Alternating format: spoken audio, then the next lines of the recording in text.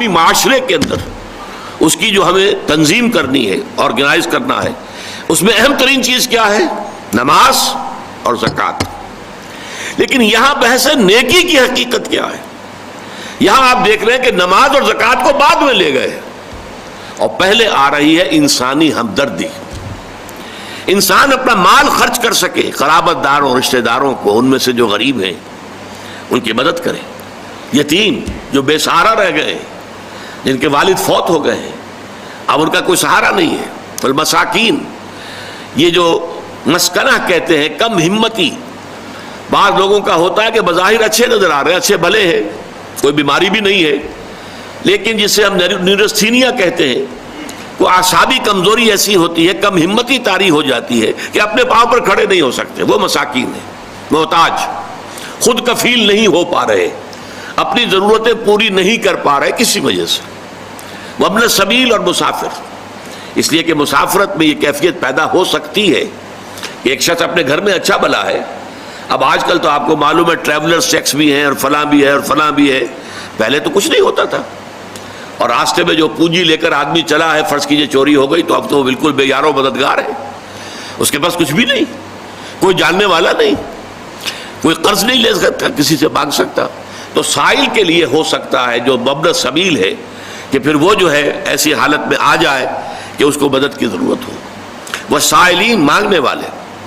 اس ضمن میں قرآن مجید نے اور حدیث نے اور حضور کی سنت و سیرت نے ایک بڑا عجیب ایک اعتدال والی روش ہمیں سکھائی ہے۔ سوال کی مذمت ہے، مت مانگو کسی سے کچھ، جو کہ مانگنا اللہ سے مانگو، مانگو اللہ سے، انسانوں سے مت مانگو۔ مانگنے والا اپنی عزت نفس جو ہے ہتھیلی پر رکھ کر پیش کرتا ہے جس سے مانگ رہا ہے، مجھے دیجئے کچھ، عزت نفس تو یہاں رکھی ہے نا، گئی، تم اپنی عزت نفس کا دھیلا نہ کراؤ، جو مانگنا ہے۔ حضور نے فرمایا کہ اگر جوتے باندھنے کا فیتا جو ہے وہ تمہیں چاہیے، اللہ سے مانگو۔ اب یہ اللہ کا معاملہ کس ذریعے سے پہنچا دے، کس کے دل میں ڈال دے، کیا شکل پیدا کر دے، تمام اسباب جو ہیں عالم کے وہ تو اللہ کے قبضہ قدرت میں ہے، کون سے سبب کے ذریعے سے اللہ تعالیٰ وہ تمہاری ضرورت پوری کرا دے، یہ اس پر چھوڑو، مانگو اللہ سے، انسانوں کے سامنے دست سوال دراز مت کرو۔ لیکن دوسری طرف اگر کوئی اپنی ہتھیلی آپ کے سامنے کر ہی دے تو اسے ٹھوکر مت مارو، اس نے عزت نفس جو ہے اپنی ہتھیلی پر رکھ کر آپ کے سامنے رکھ دی ہے، اب تمہاری مروت، تمہاری شرافت کا تقاضا یہ ہے کہ اما السائل فلا تنہر، اب انہیں جھڑکنا نہیں ہے، ڈانٹ ڈپٹ نہیں کرنی ہے۔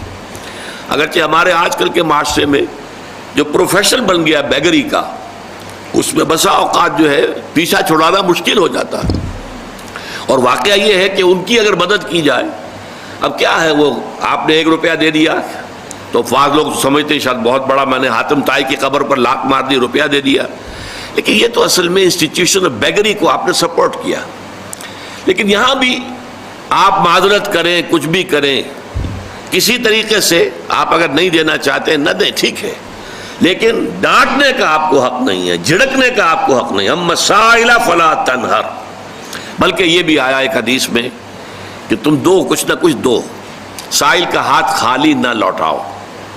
یہاں تک ایک حدیث میں الفاظ ہیں سائل کو ضرور دو، خواہ وہ گھوڑے پر سوار ہو کر تمہارے پاس آیا ہو۔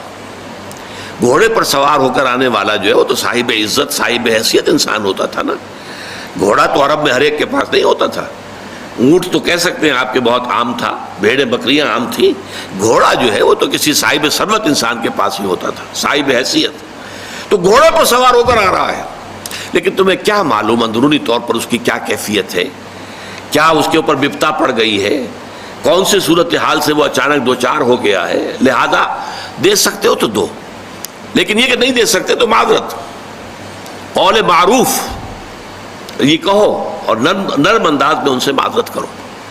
تو فرمایا وفی الرقاب، اور آخری شے کیا ہے، گردنوں کے چھڑانے میں۔ گردنوں کا چھڑانا پچھلے زمانے میں کیا ہوتا تھا، غلاموں کا آزاد کر دینا، کہیں غلام ہے بیچارہ آپ نے اپنے پیسوں سے خریدا اور آزاد کر دیا، جیسے حضرت ابوبکر صدیق رضی اللہ تعالیٰ عنہ نے متعدد غلاموں اور کنیزوں کو اپنے پیسے سے خرید کر آزاد کر دیا، جن میں سب سے بڑا نام حضرت بلال کا ہے رضی اللہ تعالیٰ عنہ، ابو فقیہ کا ہے رضی اللہ تعالیٰ عنہ، کئی جو ہیں وہ کنیزیں تھیں جن کو کہ خریدا ہے، آزاد کیا. یہ پھر رقبہ کہتے ہیں گردن کو، گویا کہ اس کی گردن پھنسی ہوئی تھی شکنجے میں، غلامی کے شکنجے میں تھی اور آپ نے چھڑا دیا. آج کا معاملہ کیا ہے؟ غلامی کی تو اس شکل میں نہیں ہے. بسا اوقات ایسا ہوتا ہے کہ کوئی کاروباری شخص کسی قرض کے چکر میں ایسا پھنس جاتا ہے کہ پوری کوشش کرنے کے باوجود نہیں نکل پا رہا، جتنے ہاتھ پاؤں مار رہا اور پھنس رہا ہے.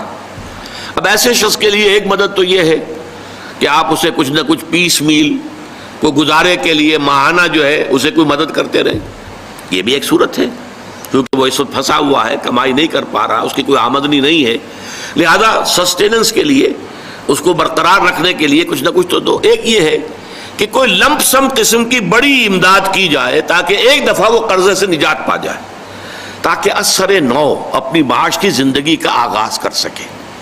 وہ اس لائن پر آ جائے، زیرو لائن پر، کہ کوئی مائنس بات اب نہیں ہے، اب کھڑا ہوا ہے آدمی اپنی جگہ پر، اب وہ اپنی معاشی زندگی کو اثر نو استوار کر سکتا ہے.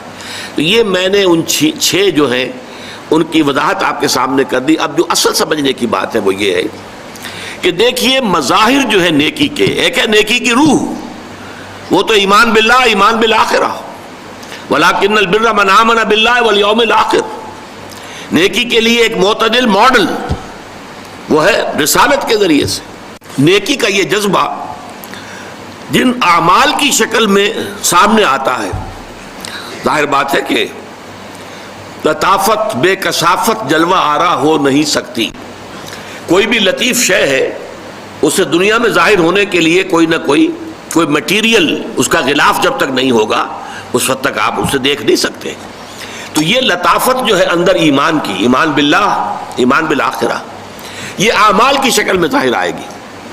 ان اعمال میں اولین عمل جو ہے وہ انسانی ہمدردی کا عمل ہے.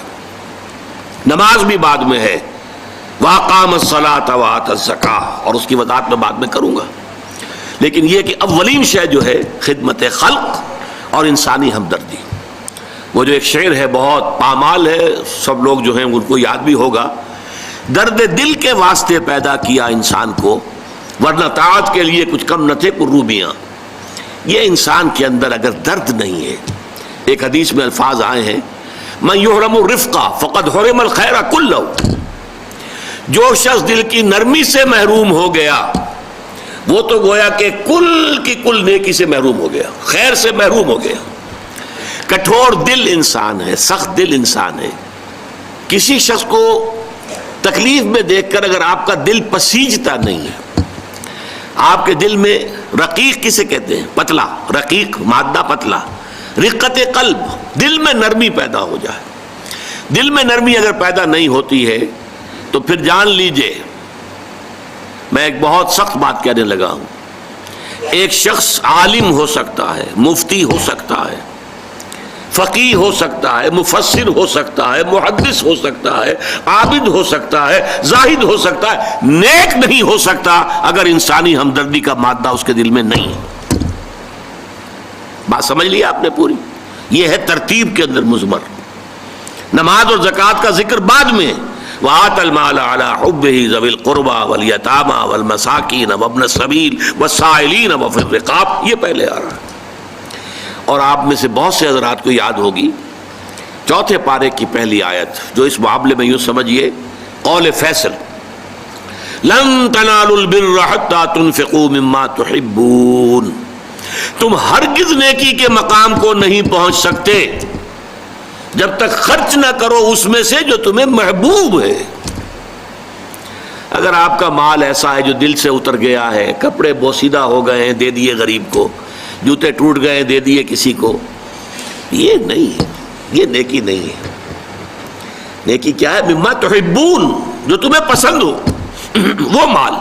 لن تنالوا البر، اور یہ نوٹ کر لیجیے جنہیں عربی سے کوئی تھوڑا سا بھی کوئی مس ہے کہ لام اور نون کے ساتھ جو نفی آتی ہے فعل مضارع کے اندر، اس سے زیادہ تاکیدی نفی نہیں. لن تنالوا البر، ہرگز ہرگز نہیں پہنچ سکتے نیکی کے مقام کو، حتیٰ تنفقوا مما تحبون، جب تک کہ تم خرچ نہ کرو اس میں سے جو تمہیں پسند ہو.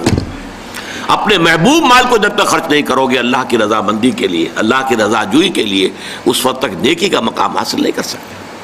حدیث میں نے آپ کو سنا دی، من یحرم الرفق، رفق کہتے ہیں دل کی نرمی، اسی سے لفظ رفیق بنا ہے۔ رفیق وہ ہیں جو آپس میں ہمدرد ہیں، غم گسار ہیں، ایک دوسرے کا درد بانٹنے والے ہیں، ایک دوسرے کے دکھ کو اپنے دل میں محسوس کرنے والے ہیں۔ میں نے ہمدردی کی وضاحت پچھلی نشست میں کی تھی۔ ہمدردی، ہم جماعت، ایک جماعت میں پڑھنے والے، ہم عصر، ایک زمانے کے لوگ، ہمدرد وہ جن کا درد جو ہے وہ کامن ہے، مشترک ہے، ایک کے درد کو دوسرا محسوس کر رہا ہے۔ خنجر چلے کسی پہ تڑپتے ہیں ہم امیر، سارے جہاں کا درد ہمارے جگر میں ہے۔ یہ ہے در حقیقت نیکی کی اصل روح، میں پھر دوہرا رہا ہوں، جس میں یہ نہیں ہے۔ جو بخیل ہے، جو کٹھور دل ہے، جو سخت دل ہے، وہ عابد ہو سکتا ہے، زاہد ہو سکتا ہے، مفسر ہو سکتا ہے، محدث ہو سکتا ہے، فقیہ ہو سکتا ہے، مفتی ہو سکتا ہے، لیکن نیک نہیں ہو سکتا۔ یہ قرآن کا فتویٰ ہے، لن تنالوا البر حتى تنفقوا مما تحبون۔ پھر اس میں ایک بات اور نوٹ کیجئے، اس میں ترتیب بھی لازمی ہے۔ سب سے پہلا حقدار جو ہے آپ کے نیک سلوک کا وہ آپ کے قرابت دار ہیں۔ الاول فالاول، الاقرب فالاقرب۔ ہمیشہ قرآن مجید میں سب سے پہلے ذی القربى وآت ذی القربى حقہ والمسکین وابن السبیل ولا تبذر تبذیرا، اور تم حق ادا کرو جو ذی القربى ہیں، قرابت دار ہیں، رشتہ دار ہیں۔ یہ خاص طور پر بات کیوں کہی جاتی ہے؟ عام طور پر قرابت داروں میں، قریبی رشتہ داروں میں شکر رنجیاں ہوتی ہیں۔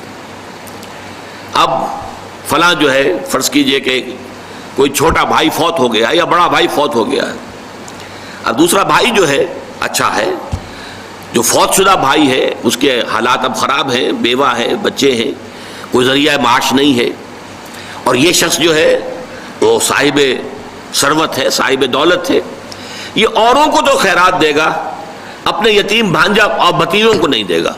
کیوں؟